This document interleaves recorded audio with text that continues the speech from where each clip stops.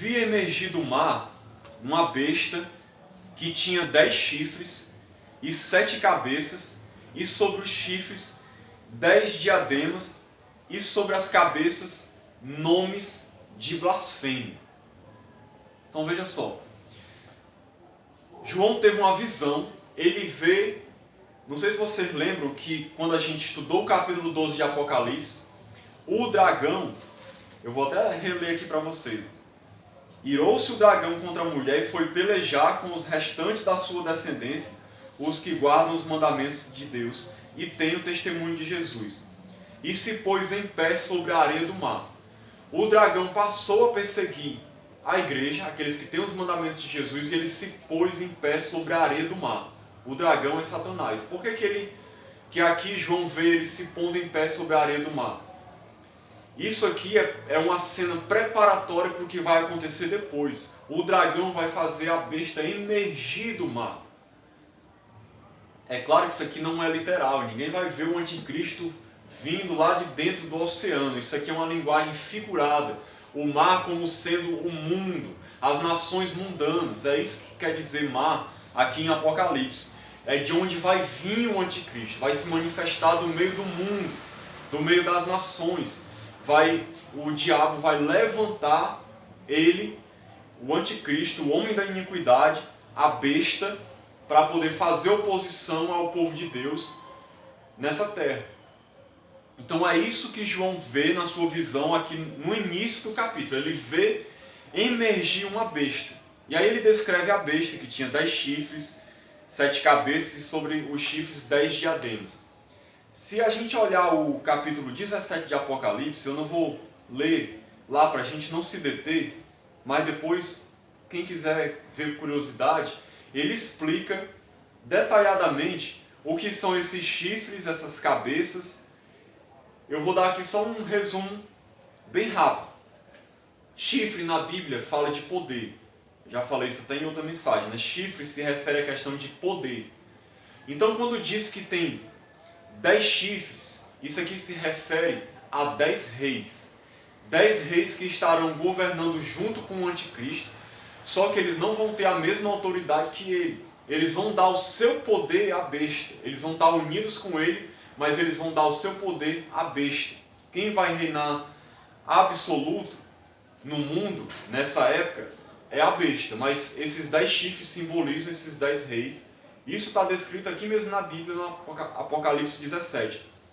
Que esses 10 reis vão dar a sua autoridade à besta.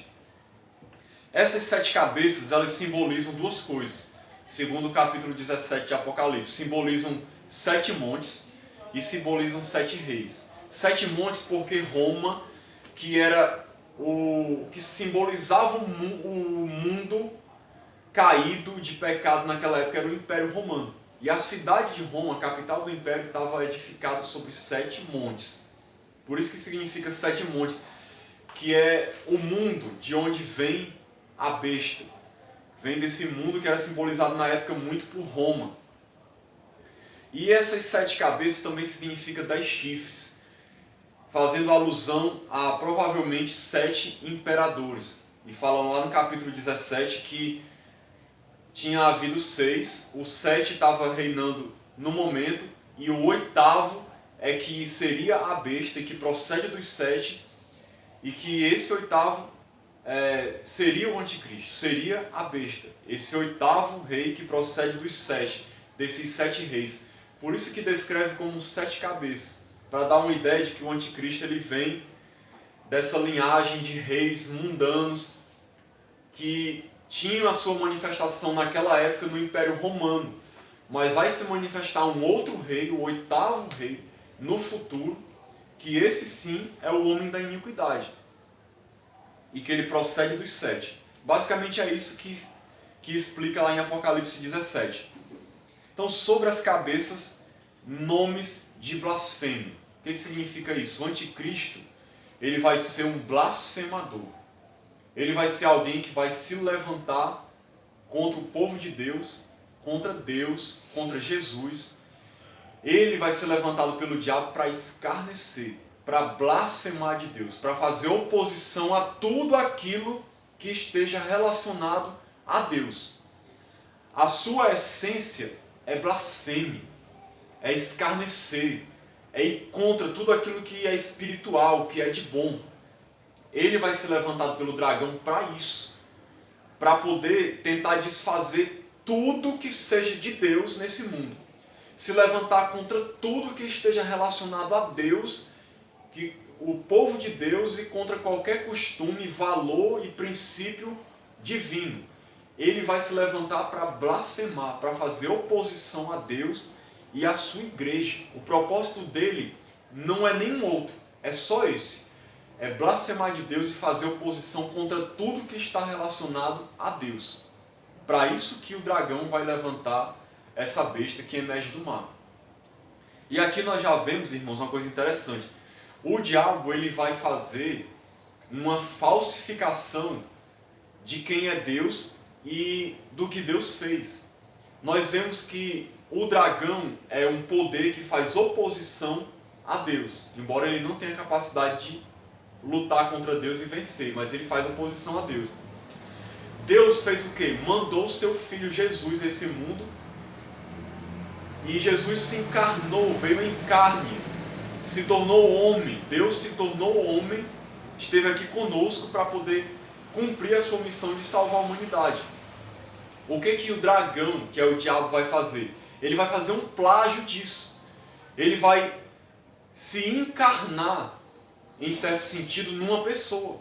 O anticristo, ele é, vamos dizer assim, a imagem do dragão. Ele é como se fosse o diabo encarnado numa pessoa. Tudo aquilo que ele vai fazer é para agradar o dragão, é para agradar Satanás. É um plágio, uma falsificação do que Deus fez através de Jesus Cristo.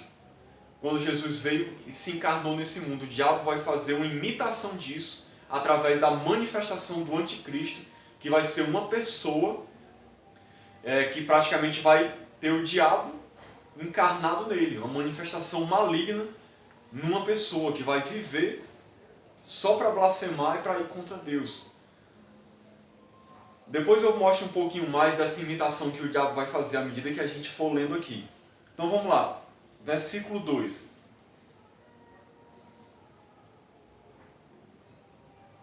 A besta que vi era semelhante a leopardo, com pés como de urso e boca como de leão. Aqui, se a gente vê o capítulo 7 de Daniel, onde fala das 4 bestas que ele viu na sua visão, que eram 4 reinos mundanos, nós vemos que essa besta do Apocalipse é como se fosse um conjunto dessas 4 bestas que Daniel viu na sua visão lá em Daniel 7. Essa besta é uma encarnação de tudo aquilo que é ruim e que Daniel viu manifestado naquelas 4 bestas. Essa besta é uma junção das 4, ou seja, um conjunto do que de pior já se manifestou no mundo como um reino mundano. Essa besta, ela vem representando tudo isso, tudo que há de pior. Por isso que ela representa essas 4 bestas que a gente vê no livro de Daniel. Se vocês quiserem depois, dão uma olhada lá em Daniel 7. E aí diz assim: deu-lhe o dragão o seu poder, o seu trono e grande autoridade. Então olha o que o dragão faz. O dragão lhe dá o seu poder, porque o diabo, ele tem poder. Ele não tem poder como Deus, mas ele tem poder. Tem muito mais poder do que nós. Se não fosse Deus nas nossas vidas, ele teria capacidade de nos fulminar, de nos destruir. Então ele tem poder, só não se compara ao nosso Deus Todo-Poderoso. E ele dá a essa besta o seu poder. Ou seja, vai ser um homem que vai ter poder. Poder sobrenatural, poder espiritual, poder de influência, poder de manipulação, de engano. Todo o poder que Satanás tem para fazer o mal, essa besta vai ter. O anticristo vai ter. Vai ter o seu trono e grande autoridade. Que trono é esse de Satanás? Satanás é o Deus deste século, ele é o príncipe deste mundo. Ele governa sobre esse mundo caído, sobre o sistema mundano, sobre as pessoas que não têm Deus. Ele exerce governo sobre isso, sobre o mundo caído, sobre aqueles que não conhecem a Cristo. E esse trono e essa autoridade que o diabo tem, ele vai conferir ao anticristo.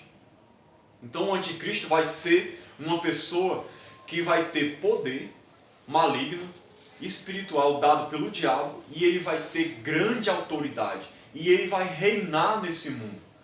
Na época do anticristo, esse mundo vai ser governado por ele.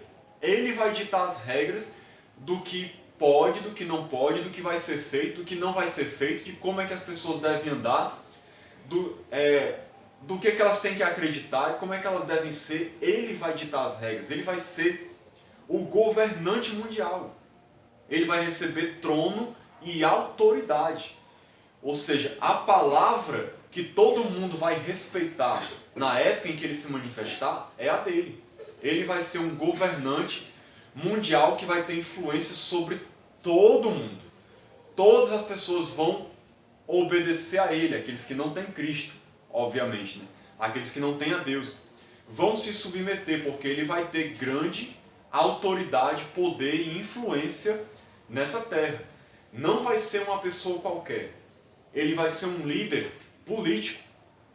Ele é um governante, como um rei que vai realmente mandar nesse mundo.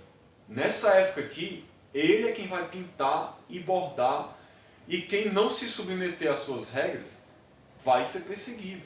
É isso que vai acontecer, porque o dragão ele deu a ele todo o seu poder e autoridade. Versículo 3. Então vi uma de suas cabeças como golpeada de morte, mas essa ferida mortal foi curada, e toda a terra se maravilhou seguindo a besta. Sobre esse versículo 3 existem algumas especulações, né? É difícil da gente dizer, bater o martelo e dizer assim, olha, isso aqui significa isso, porque o texto não está dizendo. Ele está falando uma linguagem figurada de que uma de suas cabeças é golpeada de morte, mas essa ferida mortal foi curada. E aí todo mundo fica maravilhado seguindo a besta. Tem gente que acha que isso aqui vai ser algo realmente literal, que o anticristo vai ser mortalmente ferido, vai ser tipo dado como morto, e aí, usando o poder do diabo, ele vai tipo que reviver, sair daquela situação de morte, e todo mundo vai se maravilhar e vai ficar mais ainda impressionado com ele, com isso que vai acontecer. Algumas pessoas acham que isso é uma referência ao fato de que havia uma crença, nessa época em que foi escrito o livro, de que Nero seria o anticristo, o Nero ressuscitado. Isso é uma crença que havia na época, não estou dizendo que é o que vai acontecer. Na época, Nero foi um dos piores imperadores. E as pessoas acreditavam, havia uma lenda de que ele ia ressuscitar para poder governar de novo. Muita gente esperava isso, que isso ia acontecer. E muita gente acha que isso aqui é uma referência a essa lenda, de que o anticristo seria alguém que seria um tipo, ou seja, alguém semelhante a alguém que já viveu, como Nero. E que quando ele aparecesse, ele lembraria esse governante. Ou seja, as pessoas iam associar ele a Nero. Nero morreu, foi morto, e as pessoas iam ver Nero se manifestar, isso na cabeça delas. Elas achavam que isso ia acontecer. E o anticristo, na verdade, ele realmente vai ser um governante que ele vai ser semelhante a muitos governantes que já existiram no mundo. Nero ele foi um tipo do anticristo por causa da sua maldade, da sua malignidade, de todo o mal que ele fez aos cristãos, assim como Hitler, assim como muitos outros governantes terríveis que teve no mundo, que eles foram um tipo do anticristo. Só que o anticristo vai ser muito pior, vai ser uma manifestação muito pior. Então tem gente que acha que se relaciona a essa lenda de Nero. Outros acham que isso aqui significa o quê? Que Cristo, quando ele morreu na cruz, ele pisou na cabeça da serpente. Ou seja, ele pisa sobre Satanás. Ele tira a sua autoridade, ele vence o diabo na cruz. E o diabo fica subjugado. O seu poder fica limitado de influência nesse mundo e de impedir o avanço do Evangelho. É a época que a gente vive hoje. Por causa da vitória de Cristo, isso realmente aconteceu. Mas na época que o anticristo se manifestar, é como se fosse retirado essa limitação que Deus colocou sobre o diabo. Inclusive, muita gente crê, e eu penso assim também, que a prisão de Satanás, declarada lá naquele texto do milênio, se refere a isso, a influência dele que foi diminuída nesse mundo, e que quando ele for libertado dessa prisão, é porque ele vem no mundo com todo o seu poder para agir com toda a liberdade na terra. Então, ou seja, ele vem restaurado. Ele sofreu uma derrota na cruz, mas depois ele vai se reerguer e ele vem com todo o seu poder nos últimos dias como que restaurado. E aí muita gente vai se maravilhar diante do anticristo. Eu particularmente acho que faz muito sentido essa última interpretação dessa cabeça que foi ferida.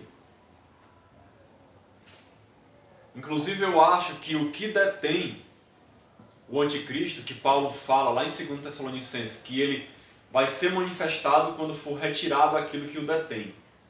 Eu creio que isso que o detém é a prisão que Deus colocou sobre ele, a limitação que Deus colocou sobre Satanás, mas que isso vai ser retirado nos últimos dias e o diabo ele vai ser, tipo assim, dado liberdade para ele agir do jeito que ele quiser através do anticristo.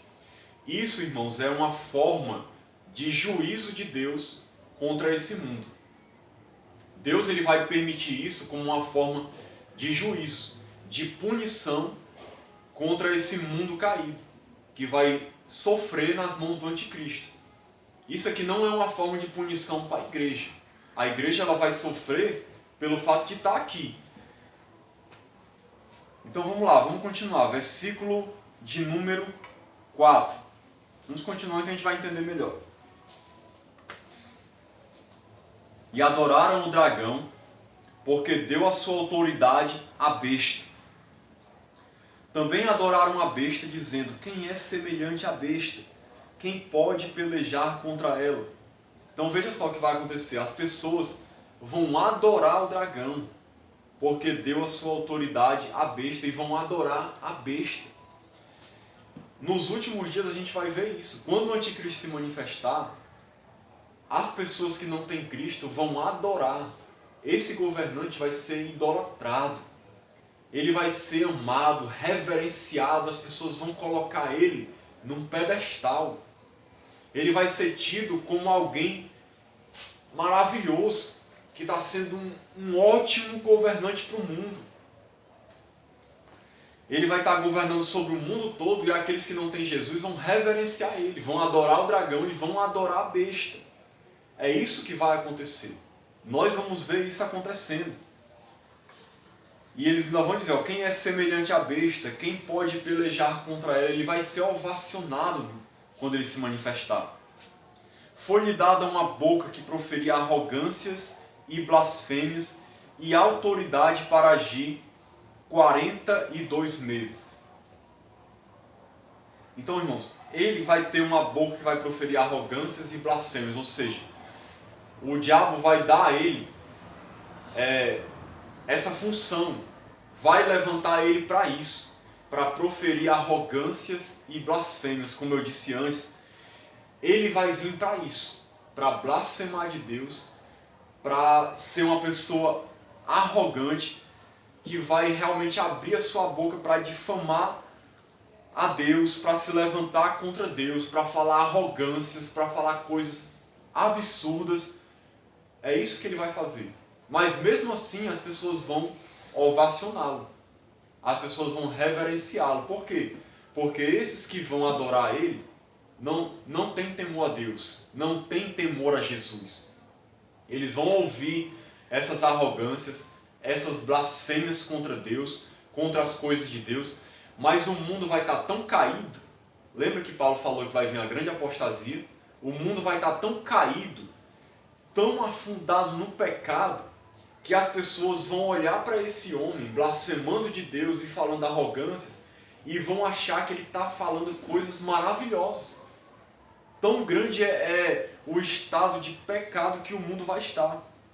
Quando diz que ele vai agir por 42 meses, isso aqui não é literal. Tem gente que acha que isso aqui significa exatamente 3 anos e meio de um período de tribulação maior. Mas isso aqui é uma linguagem simbólica para falar de um período abreviado pela metade, a metade de um período completo, onde o anticristo vai reinar. Se isso aqui fosse literal, quando o anticristo aparecesse, a gente já poderia marcar a data de Jesus voltar. A gente poderia dizer assim, olha, o anticristo apareceu tal dia, marca aí 42 meses. A gente já sabe qual é o dia que Jesus vai voltar. E isso é um absurdo, ninguém sabe qual é o dia que Jesus vai voltar. Ninguém sabe, nem o dia, nem a hora. Ninguém vai poder marcar 42 meses para a volta de Jesus depois que o anticristo aparecer. Não é assim. É por isso que isso não é literal, isso é figurado, é um período de tempo abreviado pela metade. E abriu a boca em blasfêmias contra Deus, para lhe difamar o nome e difamar o tabernáculo, a saber, os que habitam no céu. Mais uma vez aqui, destacando essa característica do anticristo. Ele vai ser um blasfemador de Deus, do tabernáculo de Deus, que é do céu, daqueles que habitam no céu. Ele vem fazer oposição a tudo que está relacionado a Deus. Versículo 7. Preste atenção nesse aqui. Isso aqui é um dos versículos que mais interessam para nós, para sabermos a realidade. Foi-lhe dado também que pelejasse contra os santos e os vencesse. Irmãos, isso aqui é algo terrível que vai acontecer. Isso é a prova. Alguém pode até imaginar assim, mas por que Deus permitiu isso aqui? Por que Deus vai permitir que isso aconteça? Deus não ama o seu povo? Deus não ama os santos? Deus não ama a igreja? Irmãos, Deus nunca prometeu que ia nos livrar da perseguição. Pelo contrário, Ele disse que nós seríamos perseguidos por causa do seu nome. Que assim como Jesus foi perseguido, nós seríamos também. O próprio Jesus foi perseguido. E a sua igreja, ela é perseguida e sempre vai ser perseguida. Por que é assim? Porque Deus não retira a liberdade das pessoas, nem mesmo do diabo. Você vê que Deus permite que o diabo haja no mundo, até certo ponto. Vai chegar o dia em que Deus vai julgá-lo e vai condená-lo. Mas até certo ponto é permitido que ele haja. O que Deus vai fazer aqui é guardar o seu povo contra a queda espiritual. Deus vai fazer o seu povo, aquele que é povo dele mesmo, preservar-se até o fim, ser preservado, fiel a Cristo até o fim. Mas a perseguição física, o povo de Deus vai sofrer. Veja que diz aqui, que foi-lhe dado, ou seja, foi permitido. Permitido por quem?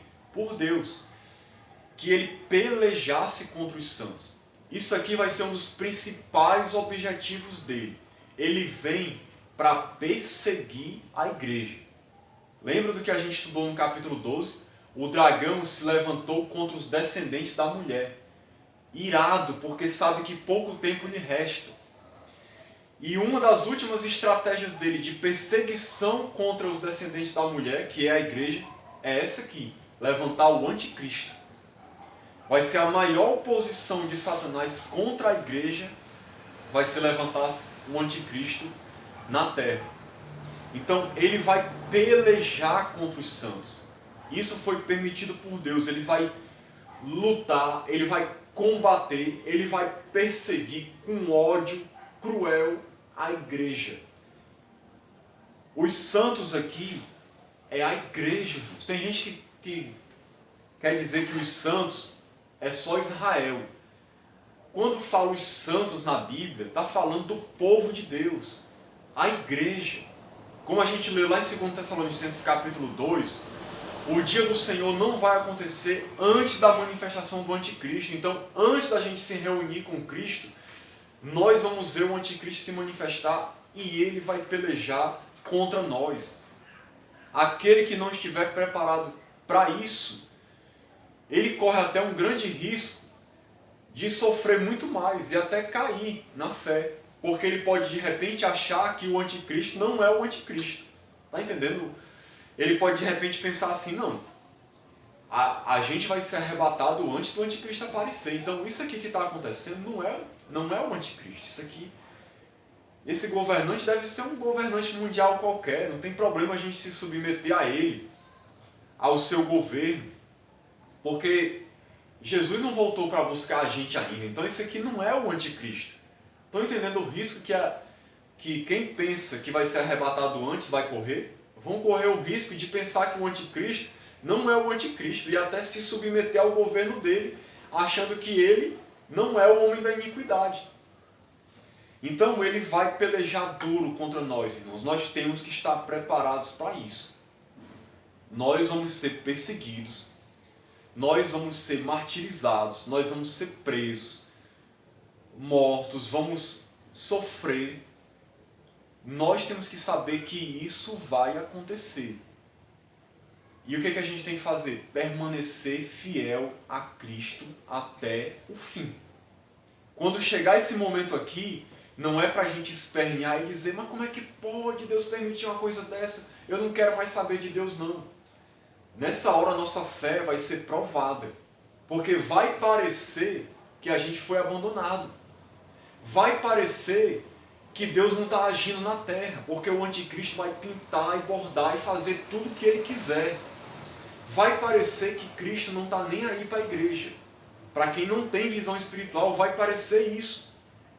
Porque ele vai fazer tudo o que ele quiser conosco. Por quê? Porque vai ser permitido que ele peleje contra os santos e os vença.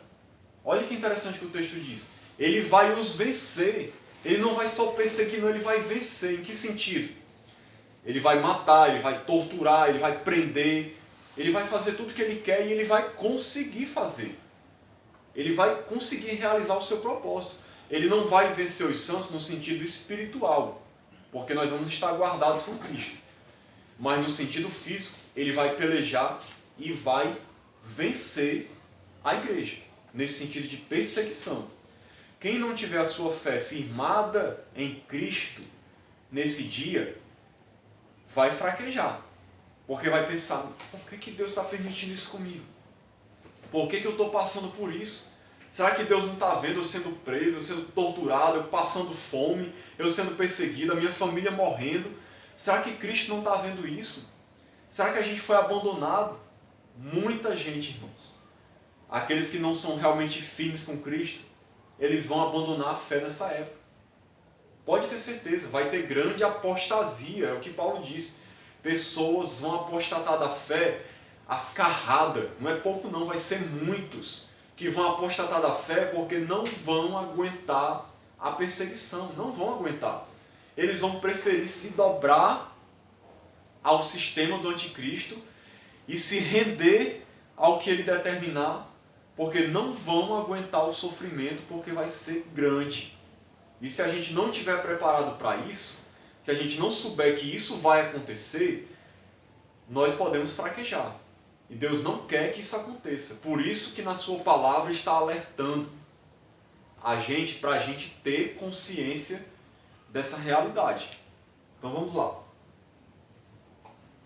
Vamos continuar.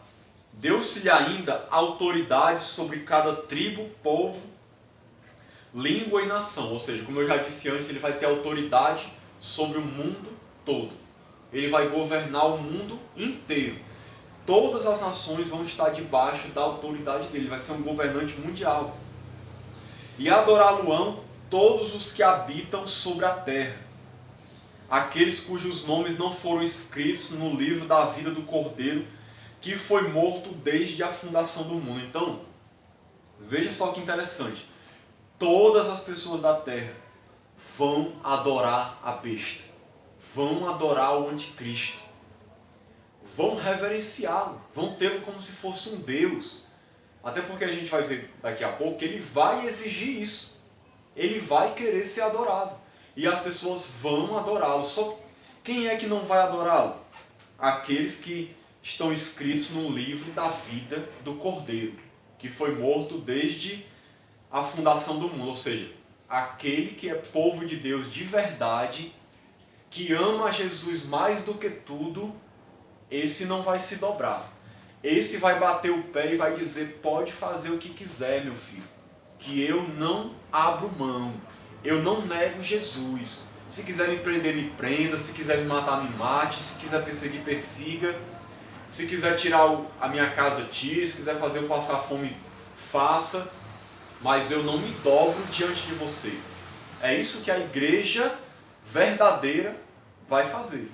Mas isso aqui, vai ser uma minoria, viu? Pode ter certeza.